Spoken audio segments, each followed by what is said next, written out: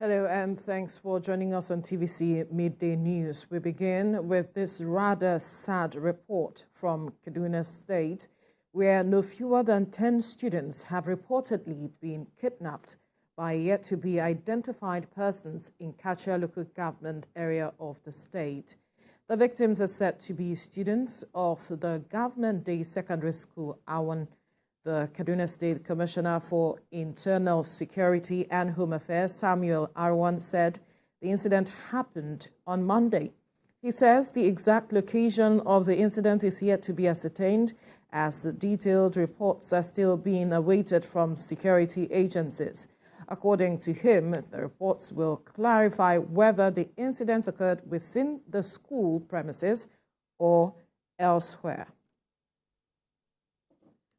For more on this developing report, our Kaduna State reporter Lupe Asum joins me on the news to bring us up to speed. Lupe, what's the update we have at this time? Have security agencies been able to ascertain where this incident occurred and who the unidentified persons are? All right, we'll definitely get back to our reporter in Kaduna State to bring us up to speed with the situation there. Now, away from Kaduna to Plateau State, where the State House of Assembly is in a state of uncertainty about who will lead today's sitting following the court order reinstating impeached Speaker Nuhu Abok as the Speaker of the House. Funam Joshua, bring us up to speed with developments there.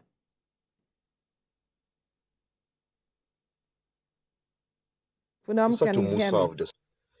The tussle over the rightful Speaker of the Plateau State House of Assembly is gathering momentum among the 24 lawmakers of the state, following a recent court judgment that reinstated Mr. Nuhu Abok as the Speaker of the House, who was impeached for alleged gross misconduct in October 2021.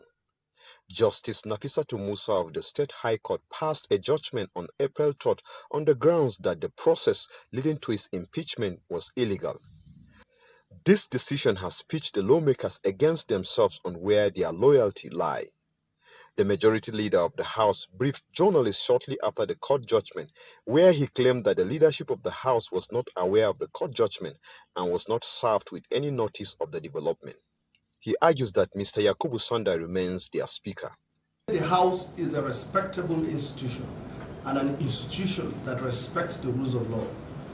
And like I said, it is just a rumor for us as members of the Plateau State House of Assembly, under the leadership of Right Honorable Yakubu Sanda. If there is any court judgment, I'm sure it will be served to the House. The legal counsel to the impeached Speaker, while answering questions from journalists on the development, says Mr. Abok is now the legitimate Speaker and should resume his position with immediate effect. The summary of what happened in court was the court found, based on our claim, that the first defendant was unjustly and illegally removed as the Speaker of the Plateau State House of Assembly. Give God the glory once again for this victory, for democracy, victory to democracy in Nigeria once again. The lawmakers are expected to resume sitting Tuesday morning, as we look forward to seeing who presides over the plenary. Funam Joshua, TVC News, Jos. Well, our reporter Funam Joshua joins me now to talk to us, bring us updates with regards to what is happening in Plateau. Funam, tell us now what's the situation, the tension, who is presiding over the House? Thank you very much. Mr. Nuhu Abok, the speaker whom the judgment favored yesterday, just a few minutes ago, presided the plenary at the Plateau State House of Assembly with 9 lawmakers, including him, present at the sitting. And with this development so far, he's now in charge of the House here at the Plateau State House of Assembly. Well, other parties were not in attendance. We learned that they are somewhere, having another meeting in respect to the development. But so far, he was the one, Nuhu Abok, decided the plenary a while ago. Did you speak with those present on how they want to move on from here now that the speaker has been reinstated, and they found out that those who are opposing to the speakerships being reinstated are meeting elsewhere? What are their plans? Well, I spoke with one or two persons from here, the ones that were present here. They are calling on the order of their colleagues to let go whatever grievances they are holding and come together to continue the normal processes here at the House. So far, that is what they are saying, but we are yet to hear from the other part. Like I said, they are holding a meeting at the moment. What really is the grievance against Mr. Abbott? You know, the initial issue there was the allegation of gross misconduct. That was the main thing they were charging against him, October 28th precisely. That was what they brought against him and which formed the basis for the impeachment. That was what the hold against him, gross misconduct.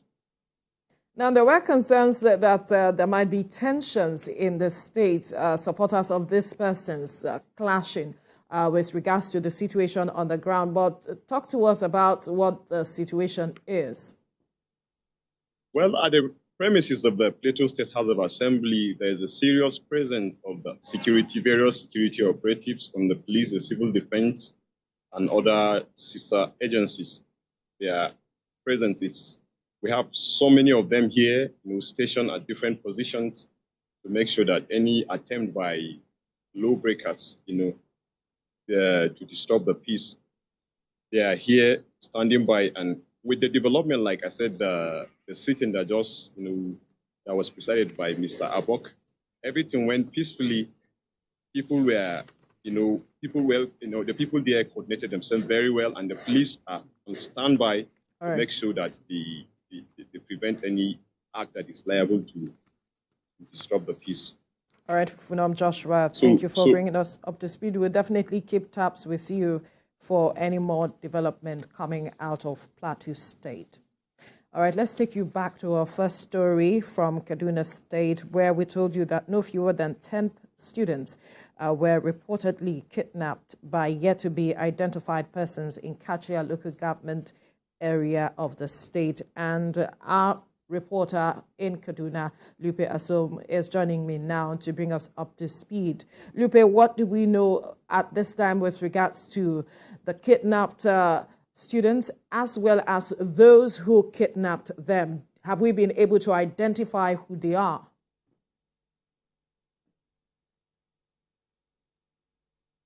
Well, just as we read in that report, we are yet to get reports of the identity of those people who attacked this college.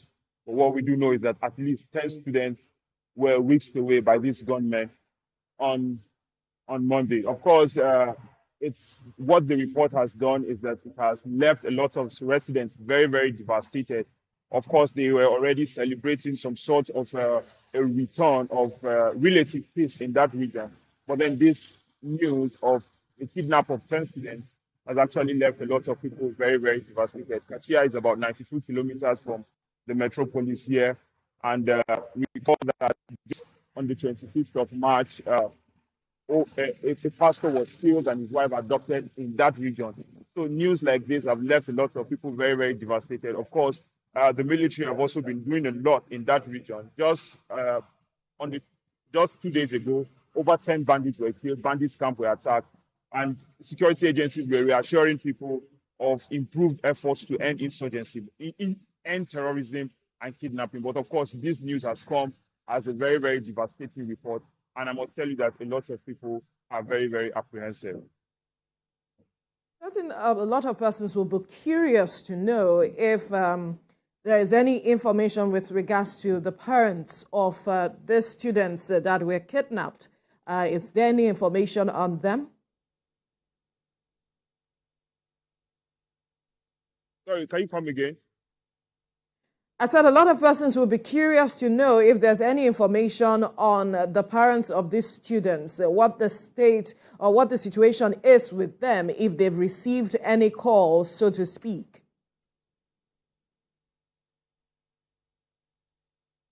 Well, of course, just as I told you, Kachia is about 92 kilometers away from this place. We are yet to get full reports of the state of that place. But what we know is that when situations like this happen, you find the parents coming to the school crying, trying to meet with the security authorities, trying to meet with the school authorities to see if anything can be done to get their students, to get their children back.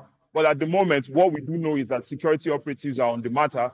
Samuel Arwan said that more efforts are being carried out by security agencies to ensure that they try to maybe just salvage the situation. But at the moment, we don't know the current state of things in that place. But what we do know is that the security agencies are doing their best at the moment to try to see if they can salvage the situation.